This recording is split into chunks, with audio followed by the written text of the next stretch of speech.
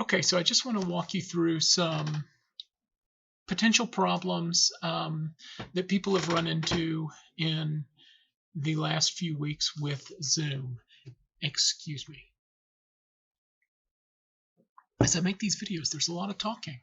Okay, so some of the pitfalls. There have been a number of recent problems that people have had with people crashing into their meetings and doing things that you don't want. Maybe they're using language you don't want kids to hear because this is a elementary school classroom you're trying to run. Whatever. Here's the key.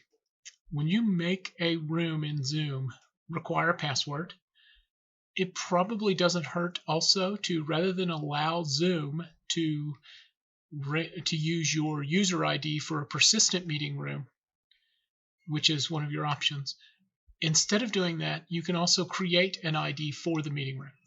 But either way, use a password, because basically the meeting room ID that you get assigned to your user ID or the meeting room ID it creates, either one is going to be just a number. And a hacker can figure that out. It's pretty easy to figure out just stringing together numbers until you get a room that you can hit. So include a password. Second, any online service you use is going to have terms of service that allow them to do things that you may not agree with. Read those terms of service, or be aware that, hey, I'm kind of at the mercy of this company that I've just agreed to let them use my data.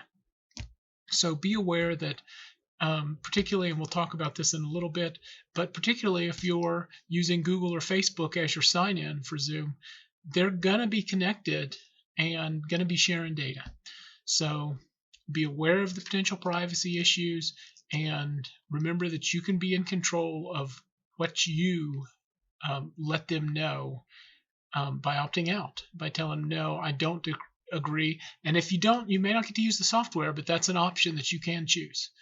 Okay, streaming may be difficult during peak times. Think between like 10 or 11 a.m. until 2 or 3 p.m. During those peak times, the web is very busy in the United States because we've got all the way from the East Coast to the West Coast, everybody's online. So be aware that during those peak times, you may have some trouble with getting your video. You may be choppy, your sound you may have trouble with dropped connections. There's all kinds of technical issues that come up just because things are really busy on the software's website. That's probably particularly true for Zoom because they're really scaling up quickly because they've experienced a huge jump in demand. Largely, it's the same problem that we're facing with toilet paper. It's not so much people are hoarding it, it's just a lot more people are staying at home and using all their toilet paper. So since we all are using more toilet paper at home, there's less in the stores. Okay. Educators and business people, you may already have a paid account through your employer. Check with them. Very possible. So that may give you access to other options that we don't get as free users with Zoom. If you're having trouble creating an account, try using Google or Facebook to sign in. Google and Facebook often make it really easy to sign into services. I use both to sign into stuff, recognizing that when I use Facebook to sign into Zoom, for example, now Zoom knows that I'm a Facebook user too, and I assume that anything that Zoom knows about me or Facebook knows about me, they share back and forth. So, that's just one of the issues with our modern interconnected world is we may have trouble with the privacy that we'd like to have sometimes, but it's something you want to be aware of. Now, these things covered.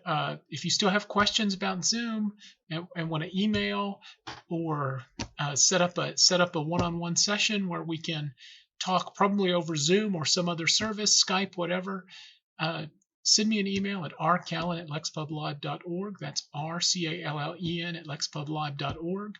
I will be happy to try and help you out as best I can. I'm a new user too, but I think it's a pretty intuitive piece of software and it was pretty easy to use. So have fun with Zoom.